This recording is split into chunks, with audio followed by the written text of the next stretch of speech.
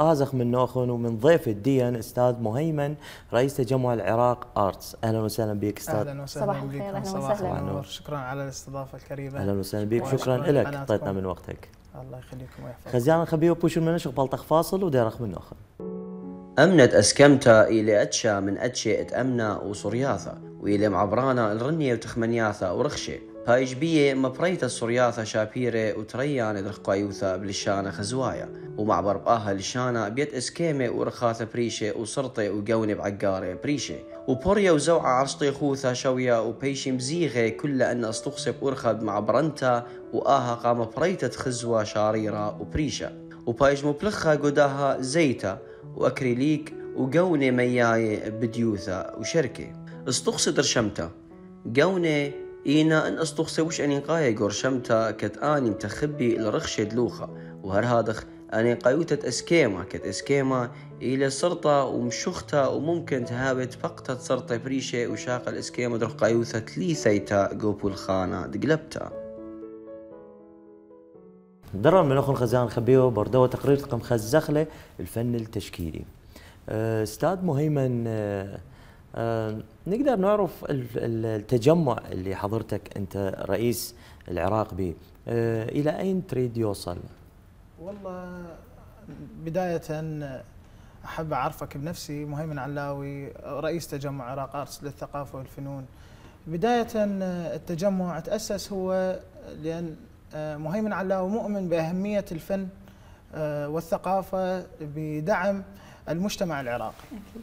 وبداية هو تأسس التجمع وإحنا نسعى إلى تحقيق أهداف التجمع اللي هي نشر الوعي، نشر الثقافة، نشر الفنون، لأن هو وسيلة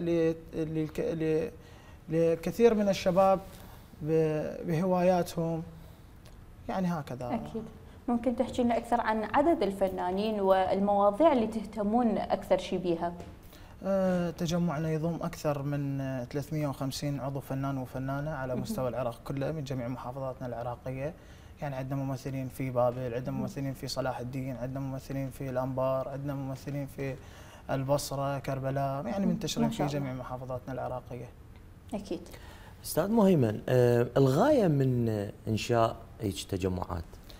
أستاذ العزيز، الغاية من إنشاء هكذا تجمع هو لنشر الثقافة، نشر الوعي، اطلاع الشباب على التراث العراقي. يعني احنا من ضمن أهداف التجمع هو عندنا ننظم حملات يعني سفرات للتراث للأماكن التراثية العراقية حتى شبابنا يطلعون على أهمية هذا التراث وتجسيد هذا التراث بلوحاتهم وبفنهم حتى نكون احنا مثل ما نقول لتثبيت هذا التراث ونحافظ على تراثنا العراقي. اكيد اكيد في عراقنا الحبيب. استاذ حضرتك قلت نطلع سفرات، اثناء السفره سفرتكم تكون بس سفره تشوفون المناطق تتعرفون عليها، لو سفرة رسم تشكيلي هناك يعني تودون وياكم لوحات او الاصباغ الالوان تلونون هناك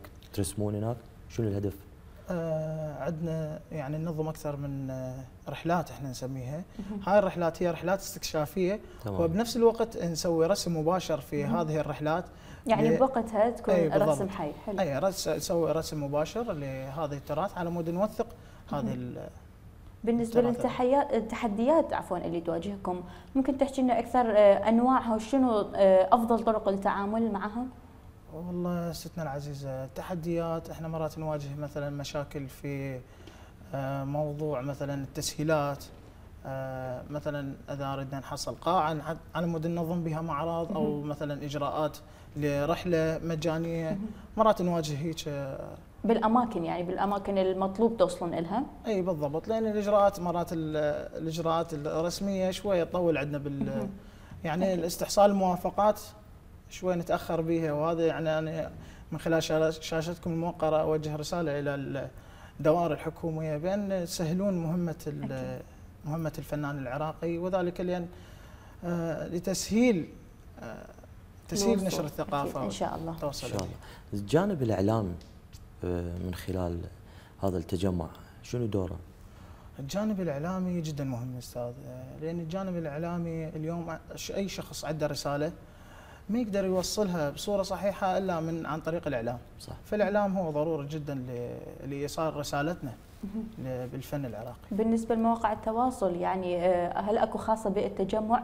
هل تنشرون انشطتكم او المواضيع اللي تتطرقون لها من خلال الرسم؟ نعم، عندنا بيج على مواقع التواصل الاجتماعي، على الفيسبوك، على الانستغرام، على باقي المواقع. واحنا يعني نحاول نتطرق الى مواضيع مهمه من ضمنها التراث العراقي، مكافحه المخدرات، الظواهر الدخيله على الشباب، الحملات لدعم الشباب، لدعم المراه، لدعم الطفل العراقي، هكذا حملات. زين استاذ، حضرتك انت مسؤول التجمع. نعم. كم واحد دا يدير هذا التجمع؟ وانتم متقسمين الاداره مالتكم بالتجمع؟ نعم استاذ كريم، احنا كتجمع، انا رئيس التجمع، عندنا شخص، يعني الاداره متوزعه، ممثلين محافظات، يعني حسب كل محافظه لها ممثل، وبنفس الوقت الاداره العامه للتجمع اكو المدير، المعاون الاداري، شخص متمرس فقط في اداره مواقع التواصل الاجتماعي، الحملات الإعلامية، التغطيات الإعلامية. ذكرنا قبل الحلقة كنا نتكلم عن تحويل هذا التجمع لتسمية منظمة كتسجيل وباقي هذه التفاصيل، ممكن تحكي لنا أكثر؟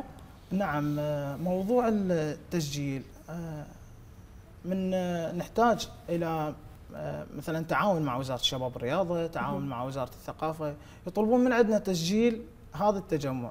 انه ليش احتمال هذا التجمع، اي بالضبط، احتمال هذا التجمع وهمي، احتمال هذا التجمع ما موجود، يعني من مرات اذا نقدر نحصل دعم من الجهات الحكوميه ما يقدرون يعطون الا موافقه رسميه. صحيح. فاحنا نضطر نسجلها في الامانه العامه التابعه لرئاسه الوزراء، دائره المنظمات الغير الحكوميه، ولذلك لاصدار الكتب الرسميه والتعاون الرسمي مع الوزارات والجهات الحكوميه. اكيد ان شاء الله. زين استاذ، انت كتجمع الموجود به كتجمعاتك اثناء العمل، هل واجهت صعوبات؟ ناس اعترضت هذا التجمع، قالوا لك ما يصير، ما يعني اشياء تصير اكيد اثناء العمل، شلون تقدر تتعامل وياهم؟ شلون تقدر تقنعهم بان هذا التجمع شنو هدفه الى اين؟ والله استاذ العزيز، الاشكالات اللي مرات نواجهها هي مو انه يعني عوف التجمع او شيء، لا، بس مرات يقولون انت شاب يعني حير بشغلك، ليش تتعب نفسك في سبيل الشباب؟ انا اؤمن بان الثقافه والفنون والمواهب الشابه من الضروري جدا ان ندعمها.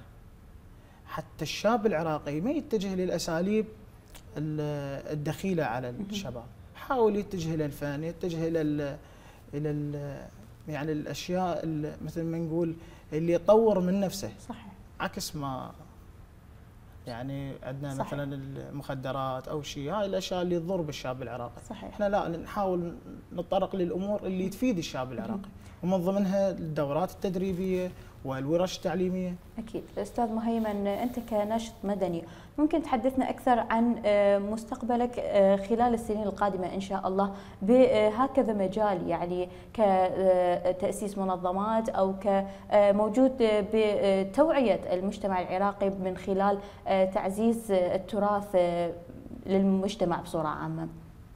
والله انا احاول قدر المستطاع بدعم هذه المنظمه وتطويرها ونشرها على مستوى العراق، حتى كل الشباب العراقي يستفاد من اهداف هذه المنظمه وتطوير الذات في هذه المنظمه. ان شاء الله. استاذ مهيمن، نقدر شويه نرجع من الاسئله، نريد نعرف انواع الرسم التشكيلي، الفن التشكيلي. الفنون التشكيليه، احنا طبعا تجمعنا يعني مو فقط متخصص بالفنون التشكيليه، لا، الفن التشكيلي، الرسم بصوره عامه، النحت، الموسيقى، الغناء، والكثير من الفنون. اكيد طبعا. يعني ما بيفت انواع المتخصصين به، انتم عام يعني كرسم عام، التشكيلي عام، موسيقى، يعني عندكم هم عازفين وياكم؟ اي نعم، احنا المهرجان التاسيسي كان هو من ضمن الفقرات فقرة شعرية، فقرة غنائية، رسم مباشر. أكيد كلها تهدف تصب في تعزيز الثقافة والتراث العراقي. أي نعم.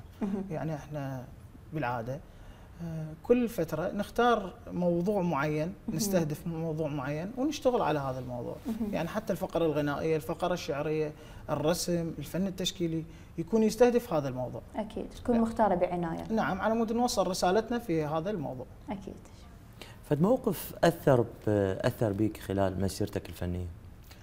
والله من أكثر المواقف اللي أثر بي هو لفنان طفل صغير كان له أول معرض يشارك به، وكان فد حافز ودعم كلش كبير لهذا الطفل، وحتى شجع جدا انه يطور من مهاراته، يطور من فنه الداخلي. اكيد. شكرا لك استاذ مهيمن علاوي، ناشط مدني، أشكركم. ونتمنى لك كل الموفقيه لك ولجميع الشباب العراقي. الله يخليك. شكرا لك، شكرا، انطيتنا من وقتك. اكيد. الله يخليك. شكرا استاذ مهيمن.